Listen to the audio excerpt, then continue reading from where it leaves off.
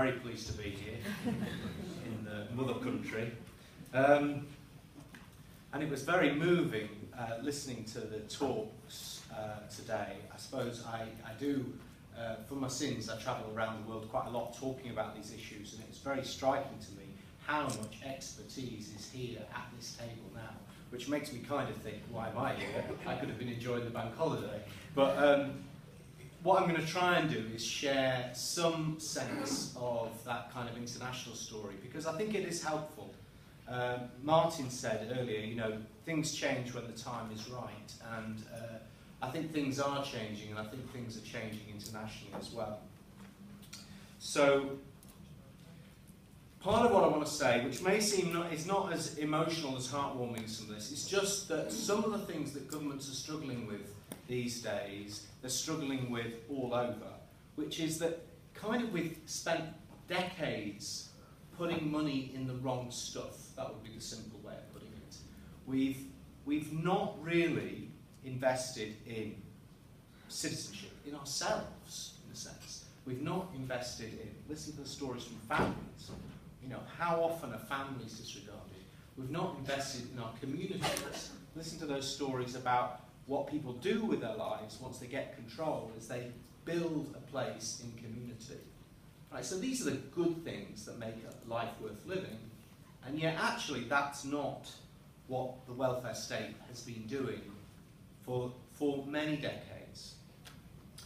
So I apologise, some of you may have heard this little story before, but I think it's quite a good little story to keep in mind. So the image is this: you and some friends are out for the day, and you're walking up a river, alongside the banks of the river, and then you see in the river a baby in the water. So you dive in the water and you rescue the baby, and then you see another, and before long you're picking babies out of the water, trying to get them safe and well. And then one of you starts walking further up the river, and you shout, "What are you doing? We've got to save these babies." And she says, "I'm going upstream to find who's throwing babies in the river." Yeah? The point is that lots of problems that we face in our communities and in our society are caused upstream by failure to help people properly early on, by failure to give people kind of powers and rights and control, by failures to address what's going wrong in our communities. And I think that in a way, one way of, so this idea of self-directed support or individualised funding is something that is a strategy. It's just one very useful strategy for shifting resources upstream, for shifting resources effectively out of institutional provision, where it's just wasted. We know it's wasted. It's, you know, institutional provision is not just associated with poor outcomes, it's associated with abuse, it's wasteful, it's expensive. Instead, we start shifting those resources into the hands of citizens, into the hands of families, where they do good things with them.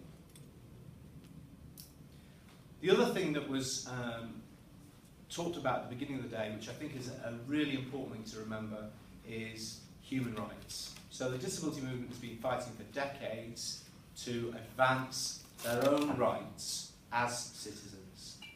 The UN Convention on the Rights of Persons with Disabilities sets out some core principles that are about making human rights real for people with disabilities.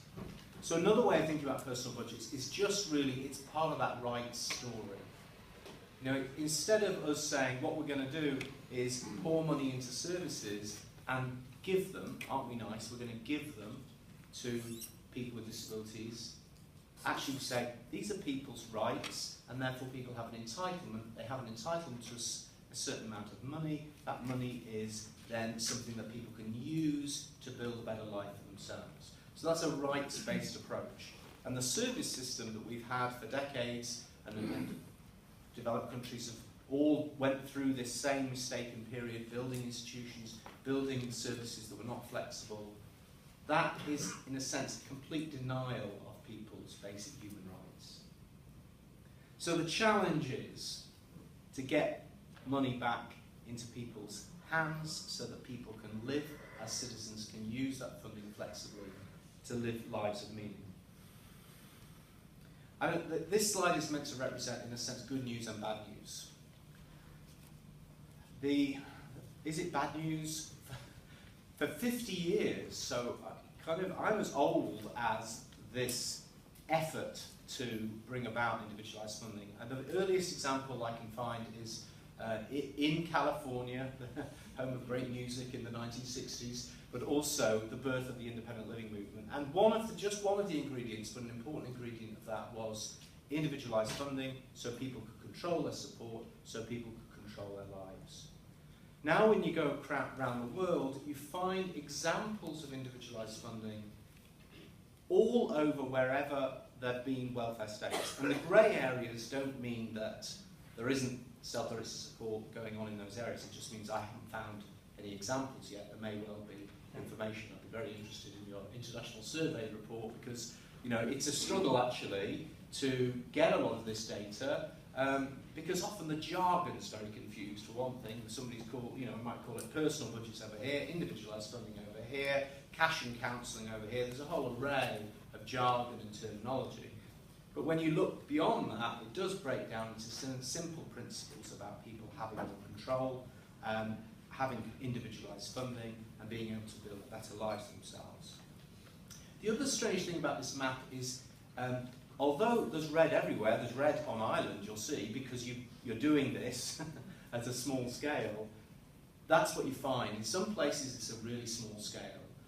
In some places it starts with people with physical disabilities, and that's quite